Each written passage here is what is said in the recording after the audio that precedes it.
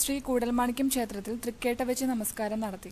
ഒരു വർഷത്തെ വരവ് ചെലവ് കണക്കുകൾ ഭഗവാന്റെ മുമ്പാകെ അവതരിപ്പിക്കുന്ന ചടങ്ങാണിത്.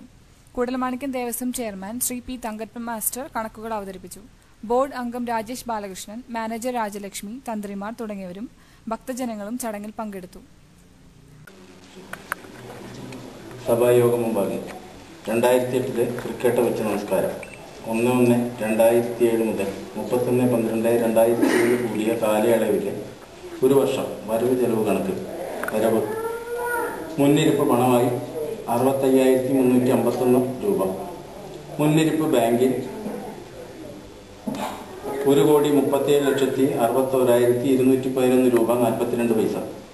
വരവ് 1/1/07 മുതൽ 31/12/07 വരെ 1,36,61,686 രൂപ 84 പൈസ. ആകെ വരവ് 2,74,89,249 രൂപ 26 പൈസ.